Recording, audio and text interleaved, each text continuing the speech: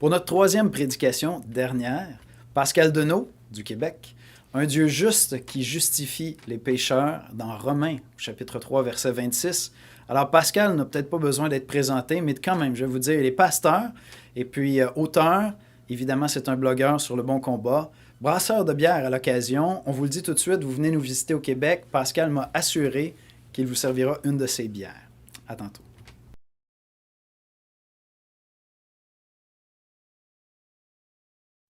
Bonjour, mon nom est Pascal Denot, je suis pasteur de l'Église réformée baptiste à Saint-Jérôme, au Québec. Et ça me fait plaisir de vous présenter cette session qui est intitulée « Un Dieu juste qui justifie les pécheurs ».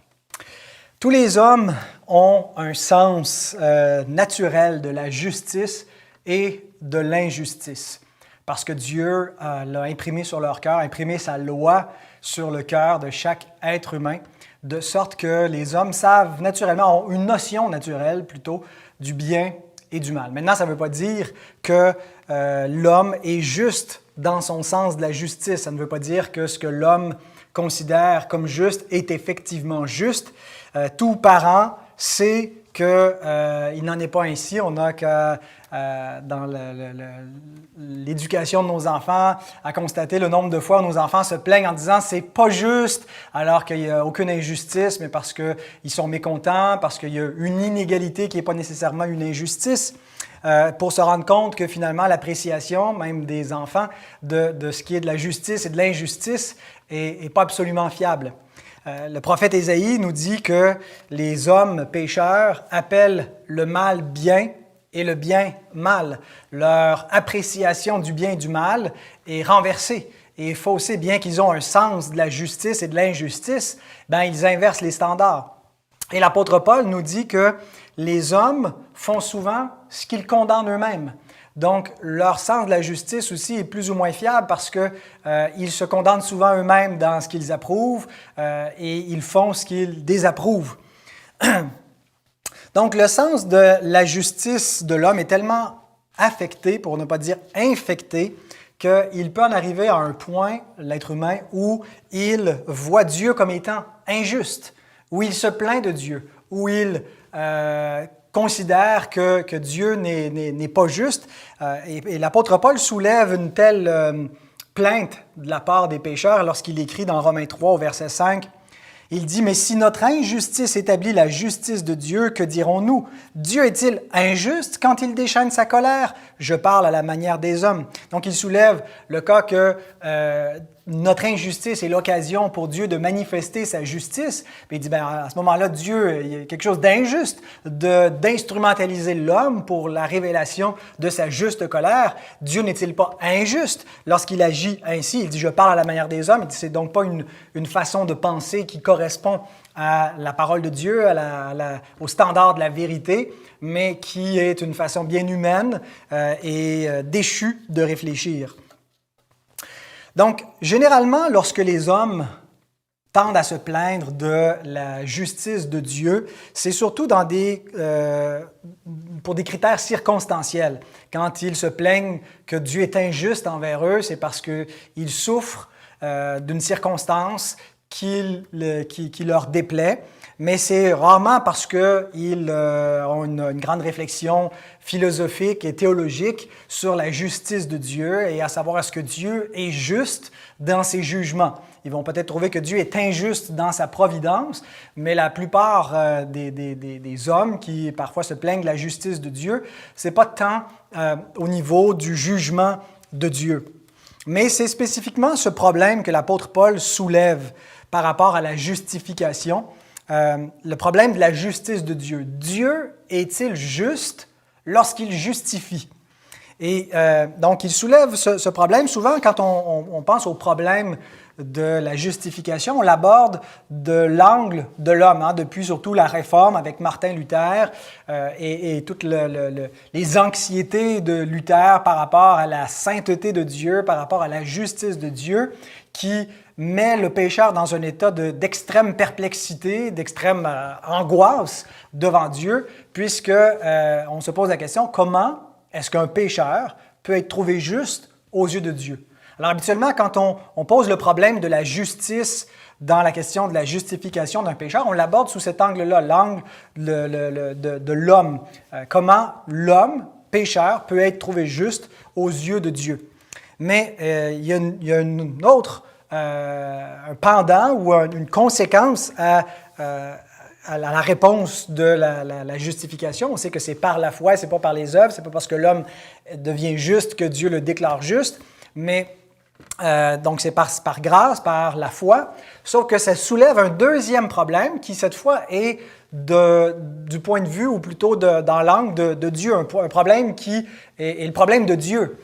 Et c'est comment est-ce qu'un Dieu juste peut-il être juste en justifiant un pécheur?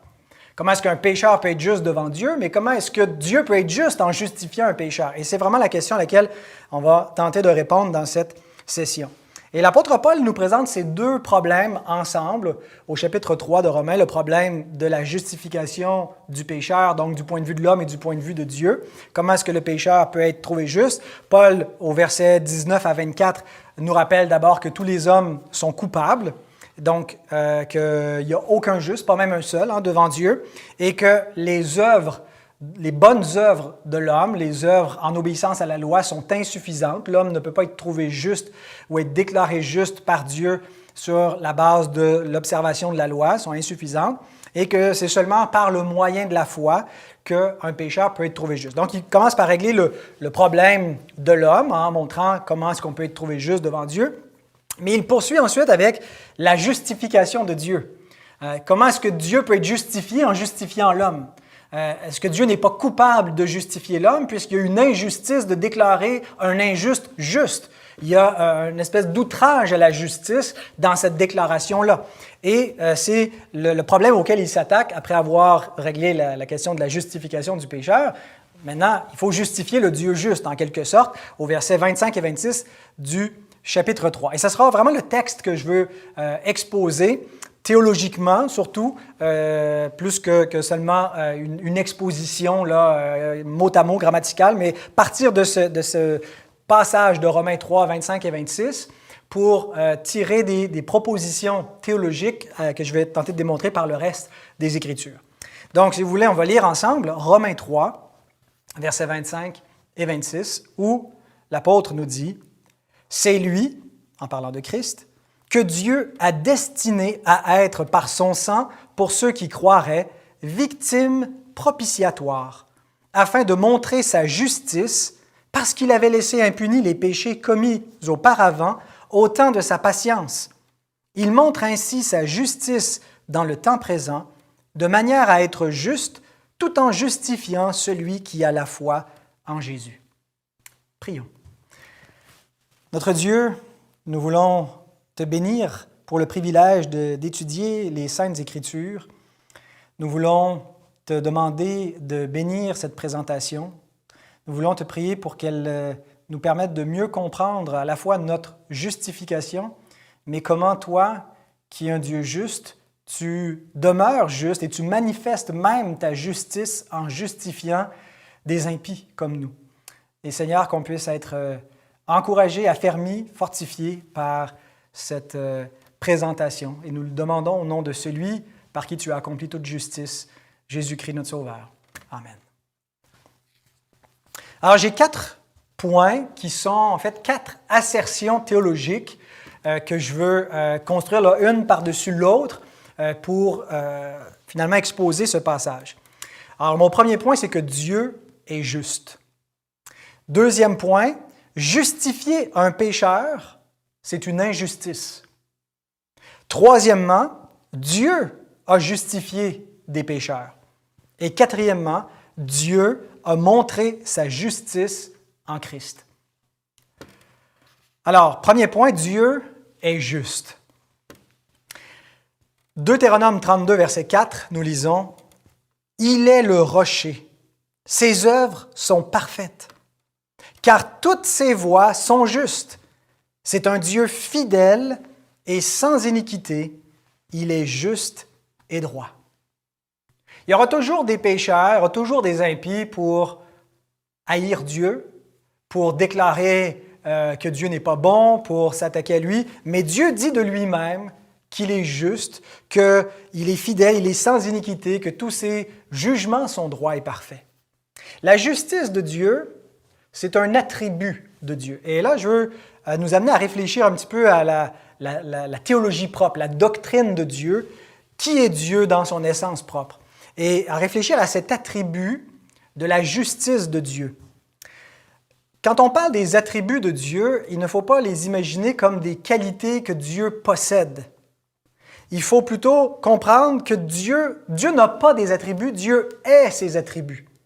La différence entre ces deux idées, c'est que si Dieu a des attributs, il existe une définition en dehors de Dieu, une espèce de définition universelle de l'amour, de la justice, de la puissance, et Dieu a de tout cela. Dieu est comme composé de ces éléments-là. Mais on sait que Dieu n'est pas composé, il est simple, c'est-à-dire qu'il n'est pas formé d'assemblage de choses disparates qu'on met tous ensemble et qui ferait qu'il est Dieu. Le fait qu'il est simple veut dire qu'il n'y a pas de partie en lui et il est ses attributs et il n'y a pas de... Nous, on peut pas voir Dieu dans son essence simple, on peut seulement le voir comme s'il était composé parce qu'on a une finitude humaine qui nous empêche de comprendre Dieu en tant que Dieu. Il n'y a que Dieu qui comprend son essence par lui-même, en lui-même. Mais là où je veux en venir avec tout ça, c'est que Dieu, donc, est justice. L'idée, c'est que Dieu n'a pas de la justice comme s'il y avait une justice, un principe, un concept de justice qui existe en dehors de Dieu et qui serait transcendant et auquel Dieu devrait se soumettre pour être juste. Dieu est justice, c'est-à-dire qu'il est la source de la justice. Toute idée de justice, toute loi juste va se définir par rapport à un standard, par rapport à une règle, une norme. Bien, la norme, c'est Dieu lui-même. C'est Dieu qui, dans son essence, est juste. Et c'est lui qui donne la norme de ce qu'est la justice en se révélant tel qu'il est et en révélant une loi, en révélant ses exigences qui reflètent ce qu'il est dans son caractère. Donc, tout comme Dieu est amour, bien Dieu est justice. Et l'Écriture illustre cette idée que Dieu ait ses attributs plutôt qu'il possède ses attributs. Puis sur cette question de la justice, par une illustration qui est l'idée qu'il n'y a pas de tribunal au-dessus de Dieu. Il n'y a pas comme une justice, puis là, Dieu regarde objectivement cette justice pour essayer de voir s'il est conforme à cette justice. Dieu n'a pas de compte à rendre à qui que ce soit. Et c'est vraiment l'image que l'Écriture nous donne. Quand il y a un procès parmi les hommes, si on est mécontent du verdict, on peut aller en appel, puis ensuite on peut aller dans une cour supérieure, puis jusqu'à une cour suprême. Bien, la cour ultime, le jugement ou le tribunal final, c'est celui de Dieu. Il n'y en a pas au-dessus, il n'y a pas de jury, il n'y a pas un standard, il n'y a pas un principe qui serait un principe là, qui flotterait comme ça, de lui-même, qui existe, un principe de justice. La justice et toute notion de justice parmi les hommes émane de Dieu qui est la source de la vie, mais la source de la justice également. Il est le Dieu juste. Et donc, cette idée qu'on ne peut pas aller plus haut que Dieu, qu'on ne peut pas trouver un principe au-delà de Dieu, on le voit par exemple lorsque Dieu questionne Job. Et il lui dit, à la fin des différents plaidoyers, il lui demande « De qui suis-je le débiteur? Je le paierai. Sous le ciel, tout m'appartient. » Il n'y a pas de mesure avec laquelle on peut mesurer Dieu, puis il n'y a pas de standard au-dessus de Dieu. C'est là où c'est le dernier arrêt. On ne peut pas aller plus loin. Deutéronome 32, 39 et 40, Moïse nous dit « Sachez donc que c'est moi qui suis Dieu. » Ce n'est pas Moïse qui dit ça de lui-même, mais c'est Dieu qui, par l'écrit de Moïse, dit donc « C'est moi qui suis Dieu et qu'il n'y a point de Dieu près de moi. Je fais vivre et je fais mourir, je blesse et je guéris, et personne ne délivre de ma main. Car je lève ma main vers le ciel et je dis « Je vis éternellement. » Et quand Dieu jure, il ne peut pas invoquer un principe plus haut que lui-même, donc il jure par lui-même. Il n'y a rien de plus élevé, il n'y a rien de plus grand et en même temps de plus fondamental que Dieu lui-même. Donc, il est justice.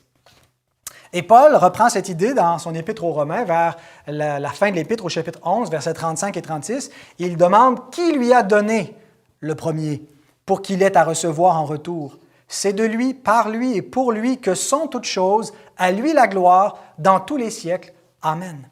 Donc, il n'y a pas rien de plus grand que Dieu. Mais ici, ce n'est pas seulement l'idée d'une souveraineté, mais d'une transcendance absolue dans son essence, dans sa personne, dans son être moral. Et donc, c'est Dieu qui établit tout standard de justice. Toute règle par laquelle on va juger, toute loi, donc, vient de Dieu. Je ne dis pas que toutes les lois établies par les hommes sont de Dieu, mais toute loi bonne, toute loi véritablement juste se mesure au standard qu'est Dieu lui-même. Et Dieu nous révèle la bonne loi, sa loi morale, il la révèle dans l'Écriture, et elle est, nous dit le psalmiste, parfaite. Elle restaure l'âme, il n'y a aucune faille. C'est une loi, donc, c'est le standard divin qui reflète le caractère de Dieu.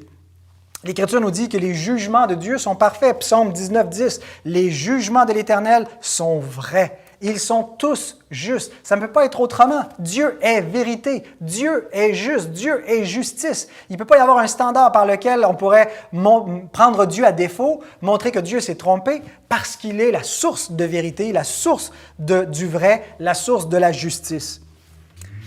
Et conséquemment, donc, Dieu ne peut pas être contraire à ce qu'il est. Dieu ne peut pas se renier lui-même. Dieu ne peut pas mentir, Dieu ne peut pas être injuste, Dieu ne peut pas pécher, Dieu ne peut pas avoir de communion avec le mal. Paul écrit à Timothée, « Si nous sommes infidèles, il demeure fidèle car il ne peut se renier lui-même. » L'omnipotence divine n'inclut pas l'idée de pouvoir se renier ou de devenir ce qu'il n'est pas. Jacques nous dit, « Dieu ne peut être tenté par le mal et il ne tente lui-même personne. » Et Jean nous dit que Dieu est lumière et il n'y a point en lui de ténèbres. Alors voilà notre première assertion démontrée. Dieu est juste.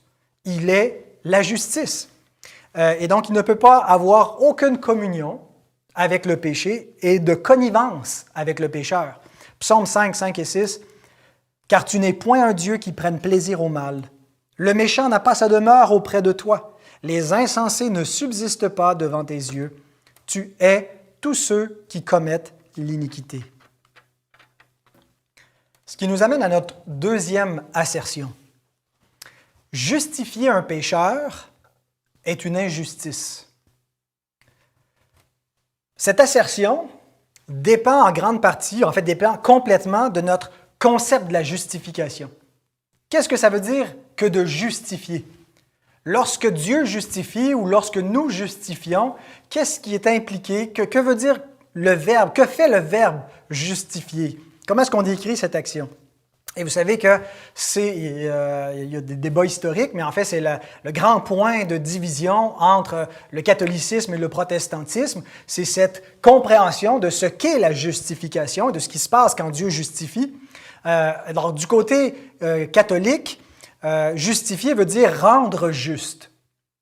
L'idée qu'il y ait une transformation de quelque chose qui est affecté, qui est vicié par nature et qui redevient juste.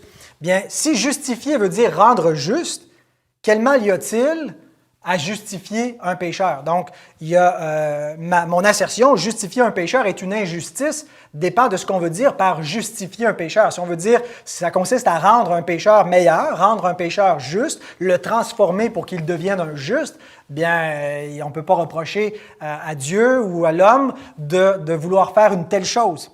Mais si justifier ne signifie pas cela, et avec toute la tradition protestante évangélique, ce que nous croyons que l'Écriture enseigne par justifier, c'est pas l'idée de rendre juste, mais de déclarer juste.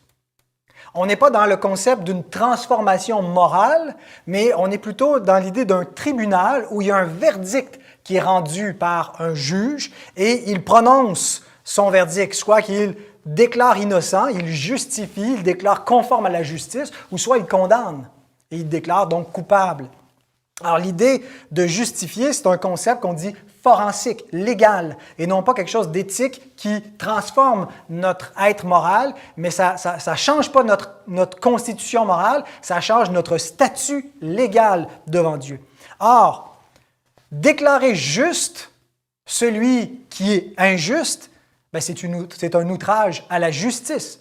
Si un juge a devant lui un voleur ou un violeur ou un meurtrier et qu'il a toutes les preuves pour le condamner, que même le criminel plaide coupable et que le juge ne le condamne pas, bien, c'est un outrage à la justice. Si le juge ne prononce pas une sentence contre lui et non seulement le laisse en liberté, mais le récompense, bien, il commet quelque chose qui est odieux, qui est contraire à la justice. Donc, il y a, comme je l'ai dit, un grand débat autour de ce que signifie justifier, mais je pense qu'on comprend bien le concept de justification quand on le compare à son contraire. Le contraire de justifier, c'est condamner. Et condamner ne veut pas dire rendre pécheur.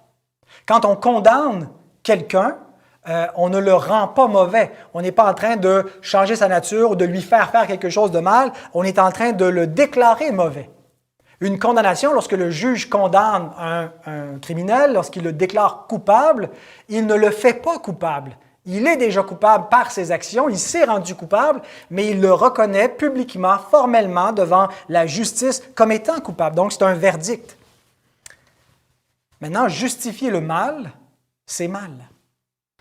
Ne pas condamner le mal, c'est mal, et condamner le bien, c'est mal. Et l'Écriture est sans équivoque à ce niveau-là. Lorsque Abraham plaide avec Dieu pour son neveu Lot qui vit à Sodome et Gomorrhe, dans cette région-là, et donc Dieu annonce qu'il veut détruire cette ville, et Abraham plaide parce qu'il sait qu'il y a au moins un juste dans la ville, et ce qu'il va faire périr toute la ville avec le juste dedans, et il dit à Dieu, Genèse 18, 25, « Faire mourir le juste avec le méchant, en sorte qu'il en soit du juste comme du méchant. Loin de toi cette manière d'agir, loin de toi. Celui qui juge toute la terre n'exercera-t-il pas la justice? Bien sûr que celui qui juge toute la terre, le juge suprême, va exercer la justice. Il ne peut pas faire autrement que d'exercer la justice, et selon sa nature, il ne peut pas se renier lui-même. Lorsque l'Éternel fait passer sa gloire devant Moïse, qui lui a demandé de voir sa gloire. Il dit, tu ne peux pas me voir parce que l'homme ne peut pas me voir et vivre, mais je vais te mettre dans le creux du rocher et je vais passer devant toi et tu vas voir ma gloire. Voici la vision que Moïse reçoit. Exode 34, 6 et 7. L'Éternel passa devant lui et s'écria, « L'Éternel, l'Éternel, Dieu miséricordieux et compatissant, lent à la colère, riche en bonté et en fidélité, qui conserve son amour jusqu'à 1000 générations, qui pardonne l'iniquité, la rébellion et le péché, mais qui ne tient point le coupable pour innocent, et qui punit l'iniquité des pères sur les enfants et sur les enfants des enfants jusqu'à la 3e et à la 4e génération. » D'abord, c'est quelque chose de magnifique où on a Dieu qui proclame sa propre gloire, puis c'est Dieu qui chante les louanges de Dieu. Et on a aussi dans ce conseil intertrinitaire, Dieu parfois qui parle à Dieu, cette communion intertrinitaire. Mais donc Dieu qui met de l'avant ses attributs, puis il nous présente deux attributs, sa miséricorde et sa justice. Et il semble y avoir une tension ici quand on lit ce texte-là. Est-ce que Dieu fait miséricorde aux pécheurs ou est-ce qu'il punit le pécheur? Moïse, d'un côté, nous dit que Dieu nous dit que il conserve sa bonté, son amour, sa miséricorde aux pécheurs, il est compatissant, mais en même temps, il dit qu'il n'innocente pas le coupable et qu'il punit l'iniquité. Et donc, on est pris avec une tension qui pourrait peut-être même sembler une contradiction, et ce n'est que dans l'Évangile où on comprend, et on va le voir au terme de cette présentation, comment il y a dans l'ontologie divine, entre ce qu'il est par essence, dans son amour et sa parfaite sainteté et justice, seulement dans l'Évangile où on voit comment une telle chose peut être de ce Dieu-là et qui peut être vis-à-vis de l'homme tout en étant un Dieu de miséricorde et un Dieu de justice. Le livre des Proverbes contraste encore cette idée de justifier le mal ou de condamner le bien comme quelque chose d'abominable devant Dieu. Proverbe 17, 15. « Celui qui justifie le méchant et celui qui condamne le juste sont tous deux en abomination à l'Éternel. » Alors nous avons un gros problème. Nous sommes tous coupables devant Dieu. Alors, quelle est la solution? Il n'y a aucune possibilité de s'en sortir. Et donc, certains, devant le problème de la culpabilité de l'homme, s'imaginent que Dieu n'a qu'à pardonner, n'a qu'à laisser faire. Mais en réalité, Dieu ne peut pas ne pas punir le mal. Le verset 25 nous dit que c'était un problème moral, c'était un problème théologique que Dieu ait laissé les péchés impuni les péchés avant l'incarnation du Christ, que les péchés de ceux qui ont été justifiés demeuraient impunis. Et Paul le voit comme un problème moral. Peut-être que pour nous, au 21e siècle, on se dit on n'a pas besoin de cela, de punir le mal pour réformer la société ou changer l'homme, mais dans la justice divine, et selon le standard, c'est pas comme si l'homme avait une autre justice qui s'était améliorée. La justice de l'homme qui ne punit pas le mal est une injustice, est une abomination aux yeux de Dieu. Dieu ne peut pas ne pas punir l'iniquité. C'est selon son standard, et s'il ne le fait pas, il est injuste. Carl F. Henry, théologien évangélique important du 20e siècle, écrit « Si la justice doit être préservée et si la sainteté ne doit pas être outragée, alors toute violation du droit exige une punition proportionnelle à la culpabilité. Selon le Nouveau Testament, l'humanité pécheresse n'est pas en droit d'attendre de Dieu autre chose que la colère, le jugement qui consiste à être rejeté et châtié éternellement. » Et certains se disent, non, mais il n'y a pas de proportionnalité entre nos offenses temporelles et un jugement éternel qui consiste à aller en enfer pour l'éternité. Il y a une disproportion entre le châtiment et la gravité de la faute. Selon le standard de qui? Nous ne réalisons pas la gravité d'offenser la justice du Dieu éternel. Et donc, cette offense ne pourra pas finir d'être payé, c'est une offense qui est infinie. Et c'est pour ça que le jugement est de nature infinie, qui est éternel. Et il fallait donc qu'il y ait quelqu'un qui ait une valeur infinie pour pouvoir expier cette faute-là dans le temps, et c'est Christ qui l'a fait. Mais donc, la faute doit être punie, c'est absolument essentiel. Mais maintenant, le problème qu'on étudie, ce n'est pas comment est-ce qu'un pécheur peut être juste devant Dieu, mais c'est comment est-ce que Dieu peut être juste en justifiant les pécheurs. Parce que ça nous amène à notre troisième point. Une fois qu'on a dit que justifier un pécheur est une injustice, troisième assertion, Dieu a justifié des pécheurs. Et Paul soulève ce problème au verset 25, quand il dit « Il avait laissé impunis les péchés commis auparavant au temps de sa patience. » D'abord, à quoi ça réfère quand il dit ça? Certains ont dit les péchés auparavant, c'est les péchés avant le baptême ou avant la conversion. John Gill répond, « Par les péchés passés, il faut entendre non pas les péchés antérieurs au baptême, ni les péchés de la vie d'un homme en particulier, mais les péchés des saints de l'Ancien Testament qui ont vécu avant l'incarnation du Christ et avant l'oblation de son sacrifice.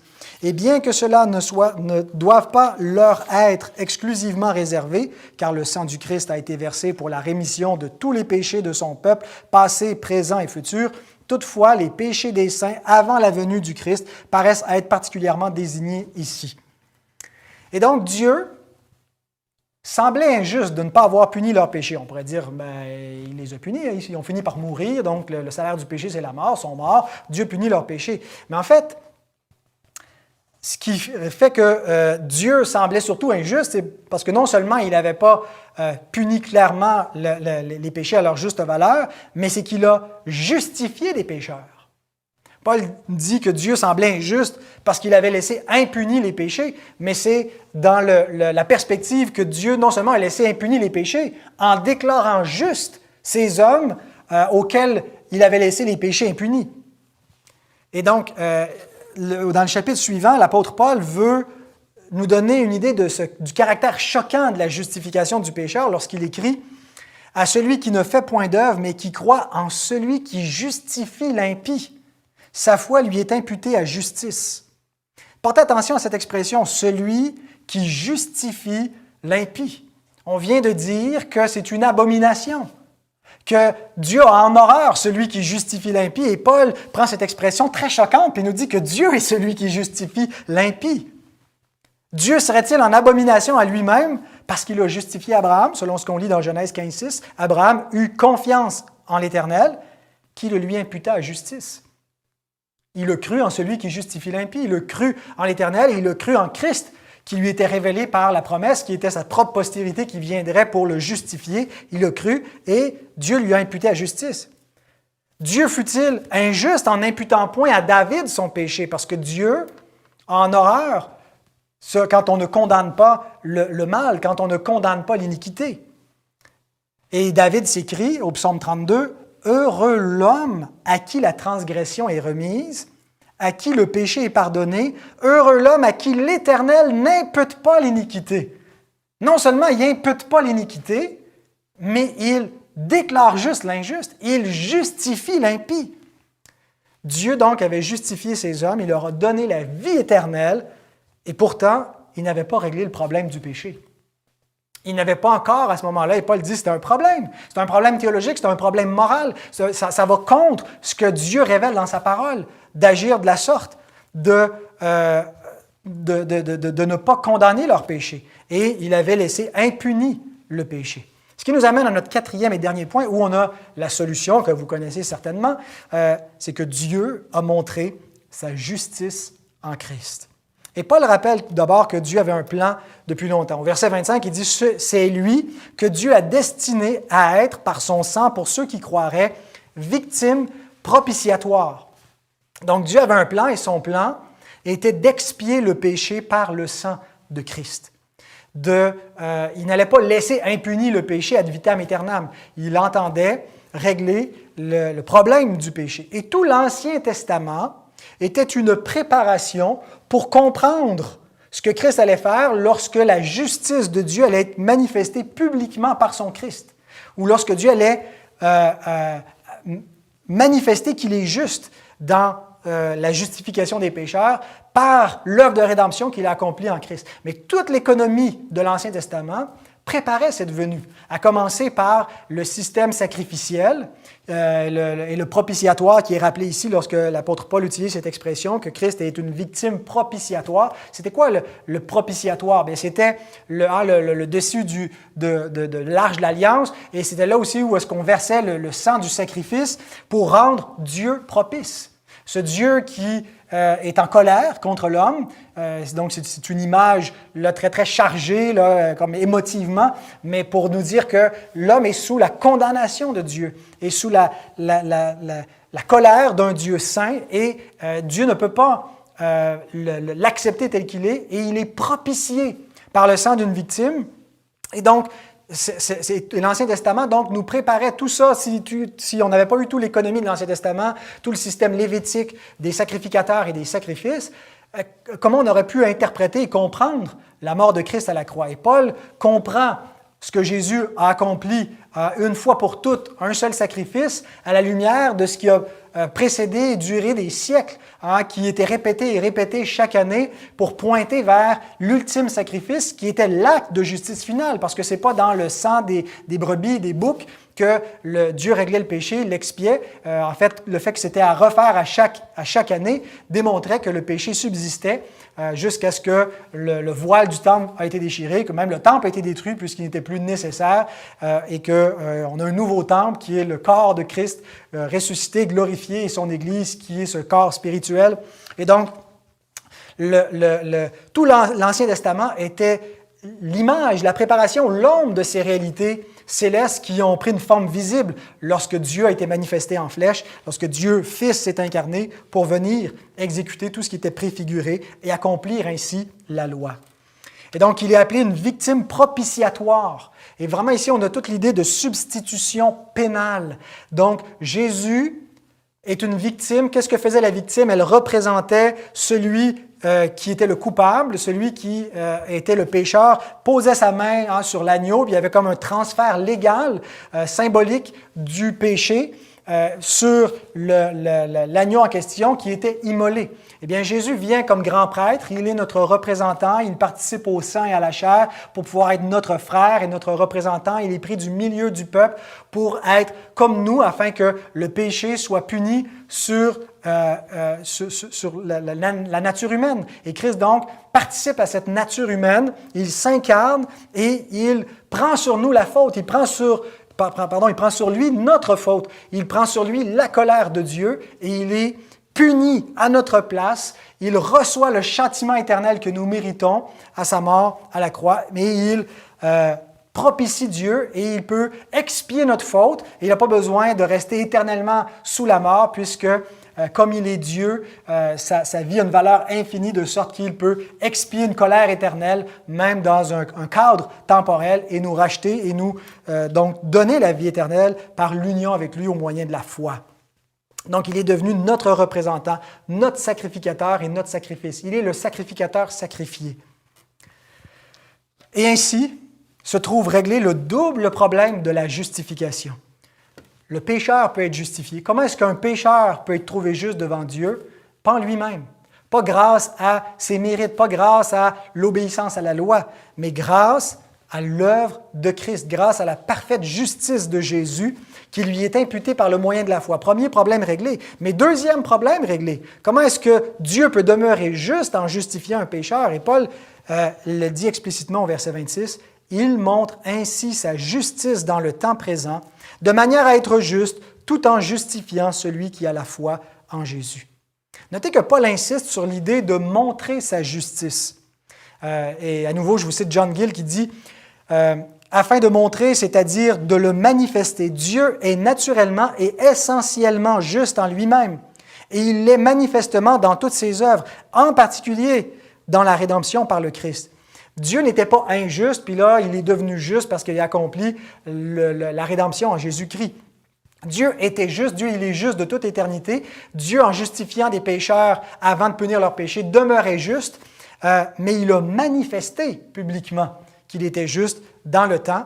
Ce n'est pas donc une fiction, c'est pas juste un concept théologique. Il a accompli la justice dans une personne humaine, dans un événement historique. Le Christ, donc, qui vient pour être puni à notre place. Et donc, Dieu n'était pas injuste, il était juste, mais il ne l'avait pas encore manifesté publiquement. Et il a démontré donc qu'il était juste tout en justifiant des pécheurs. Et la croix, donc, était ontologiquement nécessaire.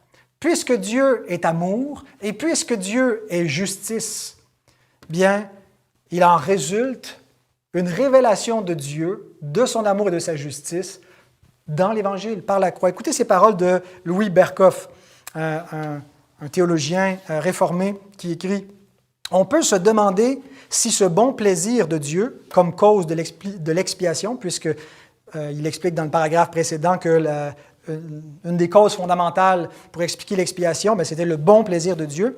Donc, on peut se demander si ce bon plaisir doit être considéré comme une volonté arbitraire ou comme une volonté qui est enracinée dans la nature même de Dieu et qui est en harmonie avec les perfections divines. Autrement dit, une volonté qui est en quelque sorte rendue nécessaire par la nature de Dieu. Il poursuit. Il a été représenté par Duns Scott comme s'il n'était qu'une expression arbitraire de la souveraineté absolue de Dieu. Duns Scott présente le bon plaisir de Dieu comme cause de l'expiation, comme quelque chose qui serait un peu arbitraire.